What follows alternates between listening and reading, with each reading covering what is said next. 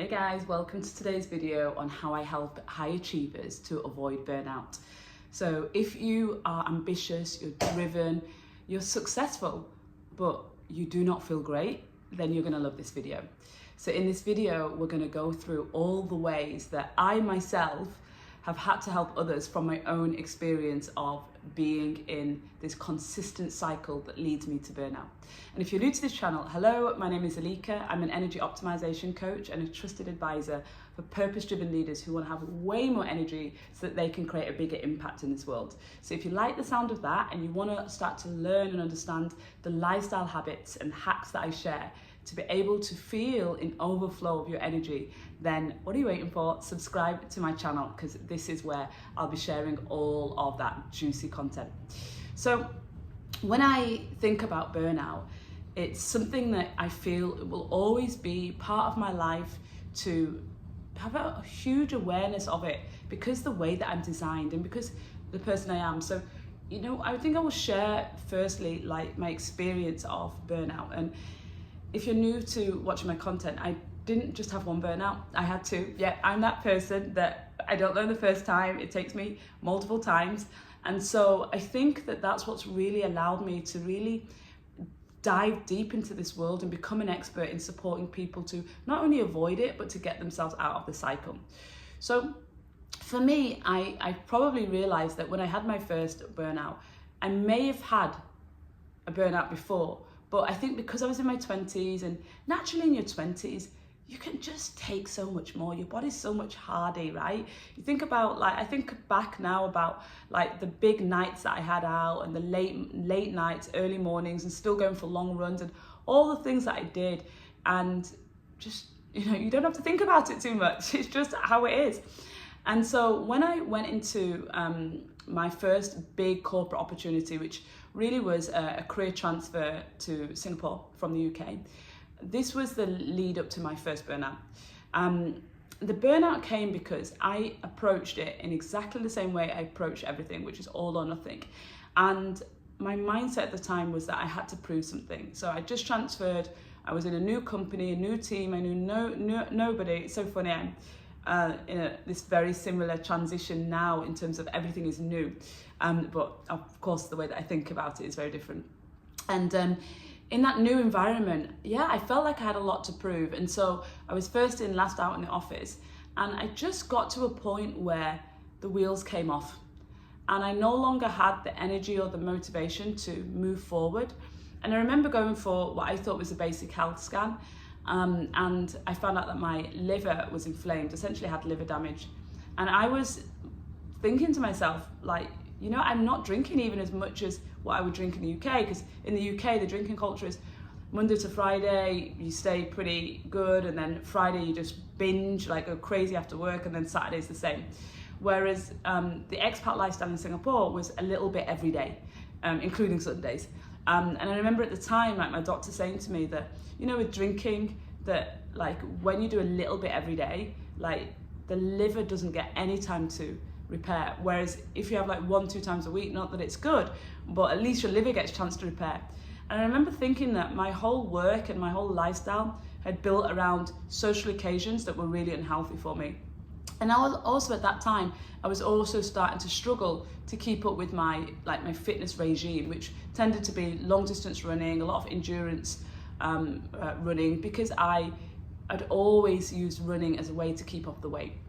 So that conversation was like a hard look in the face, because I remember her saying to me, it was my first, I suppose, functional medicine doctor. I remember her saying to me, "You're not going to like this, but I think you need to chill out with the exercising."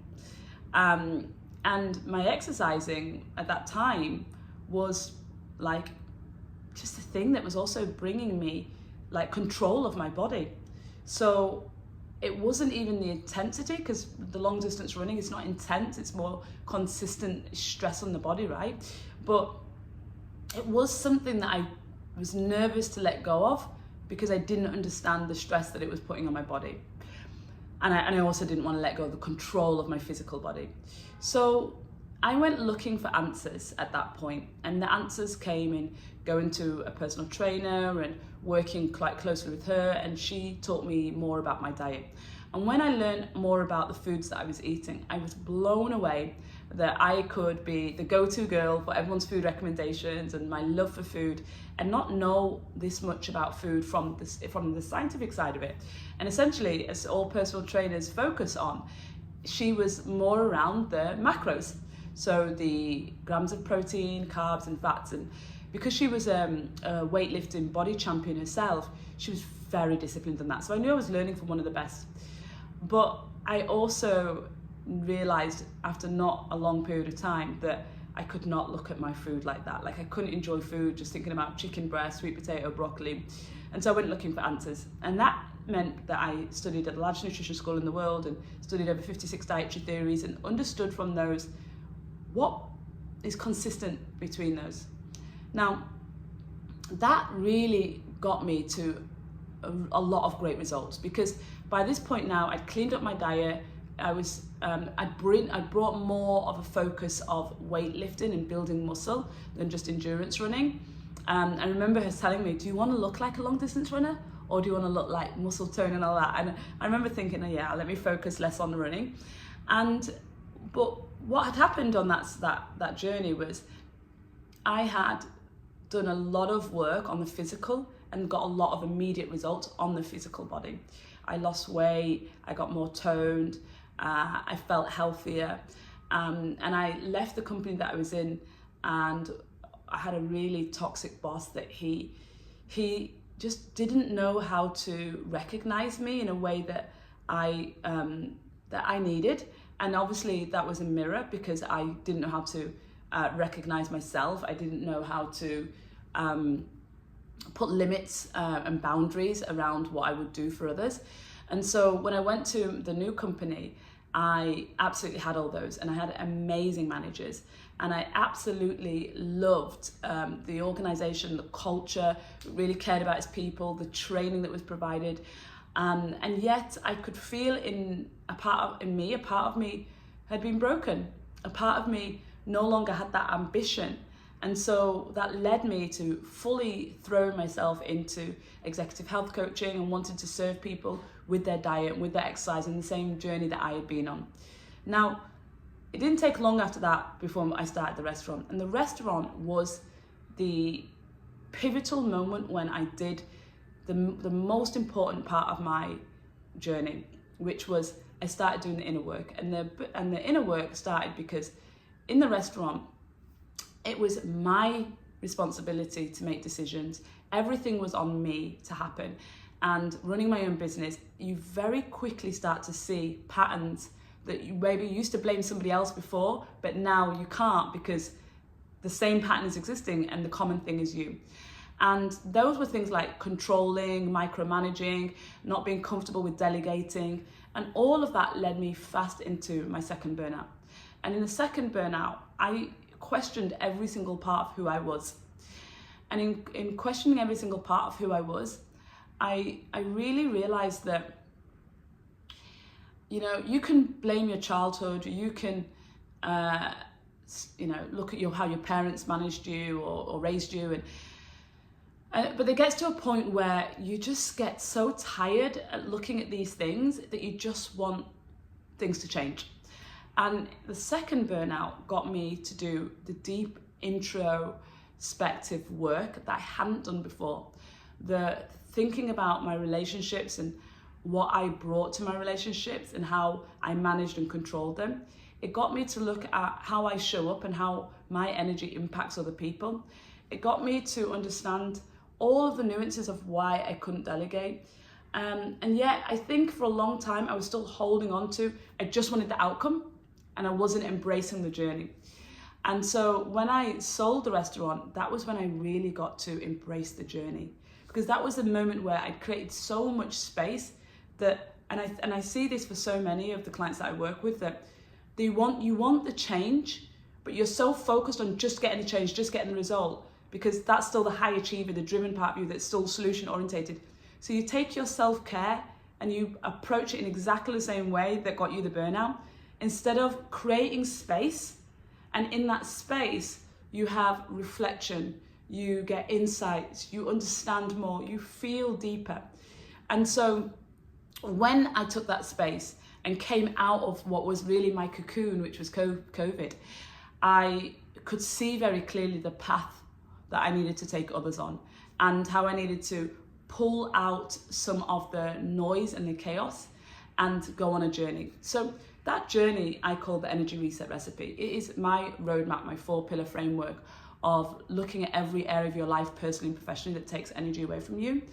And this is really fundamental. And just to recap the energy reset recipe, in case you're not familiar, the 4 pillars are personalizing nutrition, so getting you back to eating your heritage foods, the foods that sing to your DNA, the foods that your grandma would have prepared when she was young. Making sure that you have a good movement plan so that energy can flow through the body. I don't just mean going to a gym or paying for a personal trainer or making sure that you fulfill your subscription. I mean actually creating a lifestyle that has continuous movement involved in it. And the last 2 pillars are the bits that I didn't do before my second burnout that really allowed me to go deep in the transformation of myself. And that was looking at my purpose and my relationships. So with the 3rd pillar, now this is a really important part of where we go into the start of the inner world, like who we are, what we're here to do, who are we here to serve, how we're supposed to do it, what's the connection between us and other people. So that's the purpose and relationships.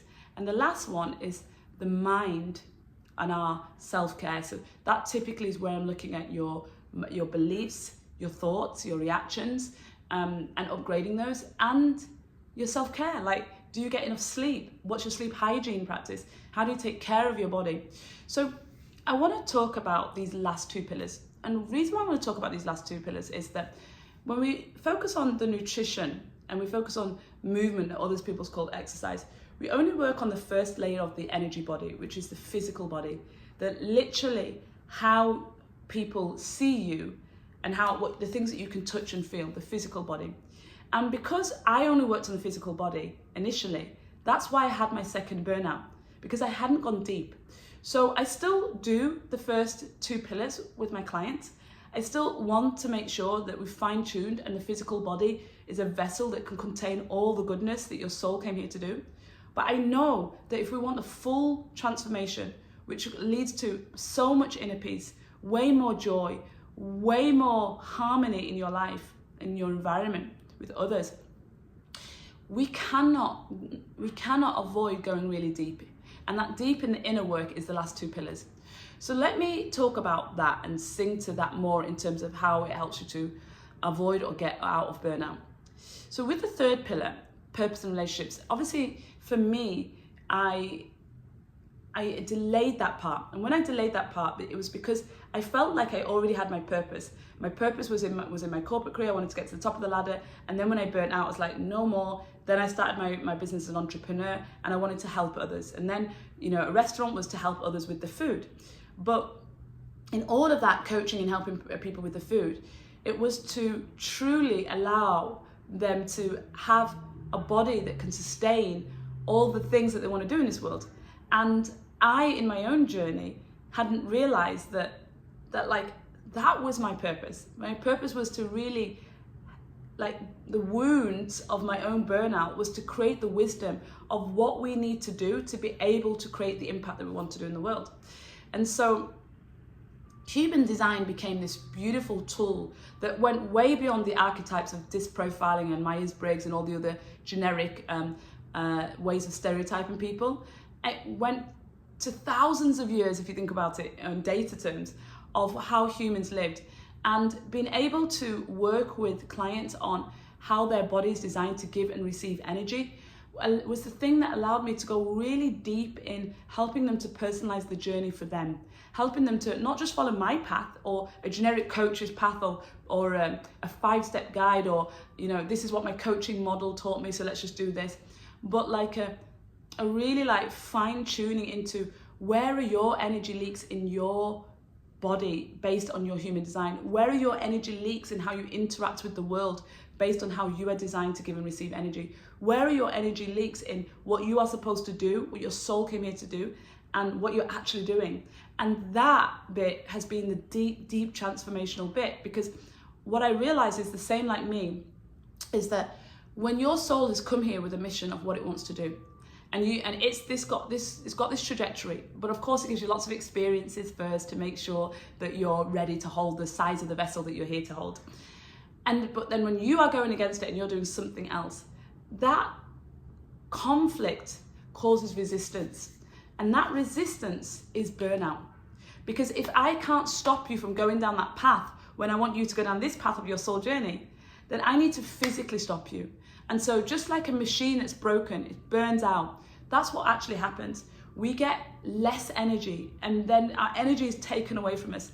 And when our energy is taken away from us, and there are different levels of burnout, but when we get to the point where we literally have no energy, we don't want to get out of bed, we're lacking motivation, we are sick all the time, we just don't have that drive, that spark anymore, like just that level of burnout, that is because the energy has to be so taken away from us so that we can come back with space and clarity on where to intentionally place that energy.